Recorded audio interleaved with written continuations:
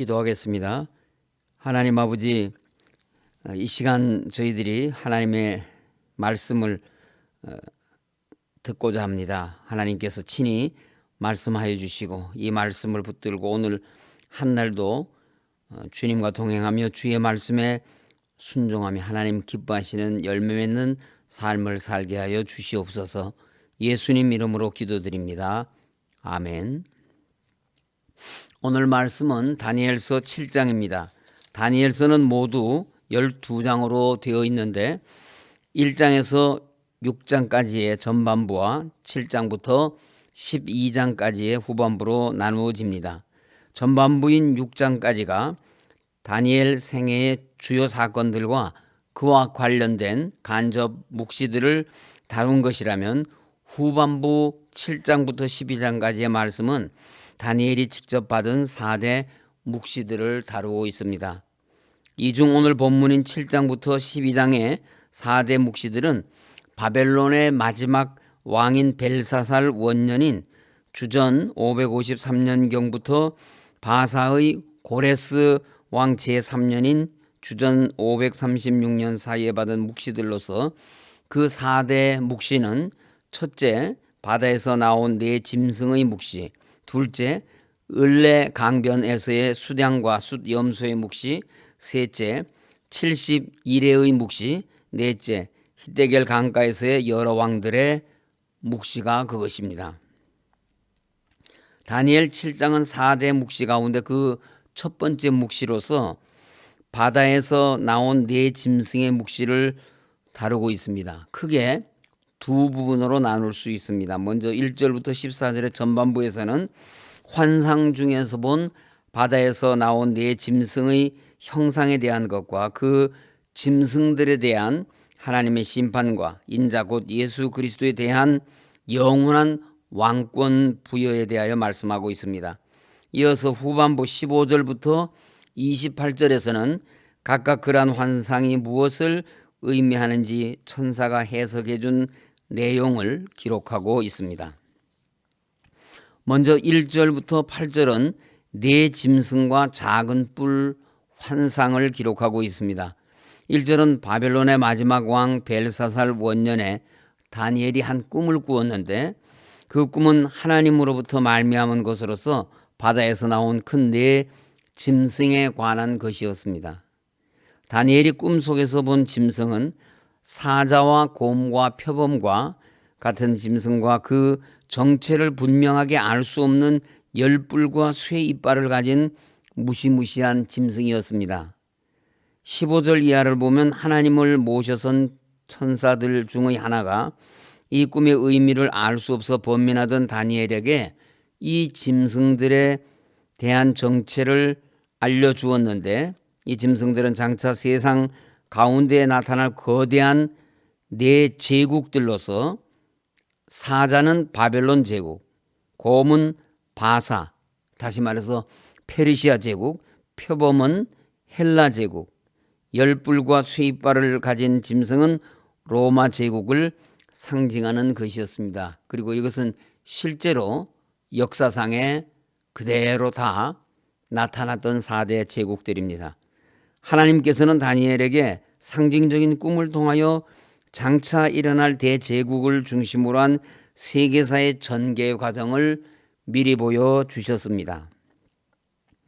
아모스 3장 7절에서 주 여호와께서는 자기의 비밀을 그 종 선지자들에게 보이지 아니하시고는 결코 행하심이 없으시리라고 하였는데 이 말씀과 같이 하나님은 당신이 통치하실 세상 역사가 전개될 과정을 다니엘에게 미리 보여주신 것입니다. 왜 하나님께서는 수많은 하나님의 백성들 가운데 다니엘에게만 이런 신비로운 환상을 보여주신 것일까요? 성경을 보면 사람과 관련한 하나님의 행하심은 사람의 행위와 밀접한 관련이 있다는 것을 알 수 있습니다. 이것은 하나님께서 하늘의 비밀을 보여주실 만큼 다니엘이 하나님께 특별한 존재였다는 것입니다. 다니엘이 사자굴에 던져질 위기에도 예루살렘을 향하여 난 창을 열고 하루 3번 하나님께 기도한 것은 이러한 사실을 증명해 줍니다.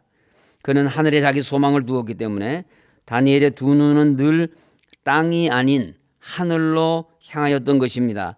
그러므로 하나님은 다니엘에게 하늘의 놀라운 비밀을 보여주시는 은총을 베푸신 것입니다. 다니엘은 그의 눈을 하늘로 향함으로 하늘의 것을 보게 된 것입니다. 2절을 보면 다니엘이 환상 가운데 맨 먼저 본 것은 하늘의 네 바람이 큰 바다로 몰려드는 것이었습니다. 묵시는 고도의 상징성을 지닙니다. 여기서 네 바람이나 바다는 모두 상징적인 것입니다. 네 바람이란 사방에서 불어닥치는 바람을 말하고 바다는 세상을 상징합니다.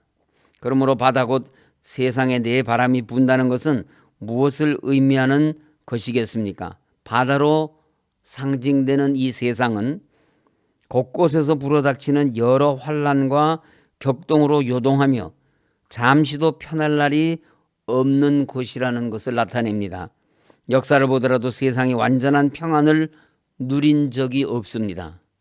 세상은 지금도 전쟁과 경제적인 분쟁과 종교적인 분쟁, 기아와 질병과 감염병 등 다양한 이유로 요동치고 있습니다. 이처럼 흔들리는 이 세상은 사람이 의지하고 소망할 만한 곳도 영원히 거할 곳도 못 됩니다. 오늘 말씀을 통해 하나님께서 세상에 끊임없는 요동과 불안함을 보여주시는 이유는 사람이 소망을 두어야 할 나라는 세상이 아니라 요동치는 세상의 종말 후에 도래하게 될 하나님의 나라라는 것입니다. 그러므로 교우님들은 급변하고 요동하는 세상에서도 우리의 믿음을 신실하고 굳건하게 지키시기를 바랍니다. 하나님은 우리 성도를 인도하사 예비하신 천국에서 영원하며 흔들림 없는 복락을 누리며 살게 하실 것을 믿으시기 바랍니다. 7절과 8절에서는 넷째 짐승은 10뿔이 있고 그 10뿔 사이로 한 작은 뿔이 났다고 하였는데 여기서 작은 뿔은 세상 종말에 나타날 적그리스도를 가리키는 것이라고 많은 신학자들은 말합니다. 그러나 이 작은 뿔은 세상 종말 때에 나타날 적그리스도만 가리킨다고 볼 필요는 없습니다. 성경은 세상 마지막 때에 한 강력한 적그리스도가 나타나 하나님의 백성을 대적할 것을 말씀하고 있는 동시에 그 이전에도 다양한 형태의 적그리스도가 나타나 하나님의 교회를 성도들을 대적할 것을 말씀합니다. 8절을 다시 보면 이 작은 뿔에 입이 있어 큰 말을 하였다고 하였습니다. 이 말은 세상에 나타날 적그리스도의 특징이 말로 하나님과 하나님의 백성을 대적하고 말로서 미혹할 것이라는 것을 시사해 주고 있습니다. 25절에 의하면 이 적그리스도는 말세에 나타나 하나님의 교회를 대적하며 그가 장차 지극히 높으신 이를 말로 대적하며 또 지극히 높으신 이의 성도를 괴롭게 할 것이며 그가 또 때와 법을 고치고자 할 것이며 성도들은 그의 손에 붙임받아 한 때와 두 때와 반 때를 지내리라고 하여 다시 한번 분명하게 말씀해 주고 있습니다.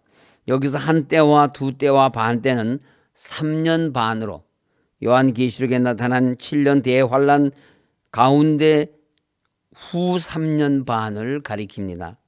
다니엘서 7장에서는 적그리스도를 때와 법을 고칠 만큼 엄청난 힘을 가진 세력으로, 요한계시록 13장에서는 사람들이 사탄에게 경배하지 않으면 누구든지 다 죽이고 매매 자체를 금하게 하여 살아갈 수도 없게 하는 세력으로 적그리스도를 묘사하고 있습니다.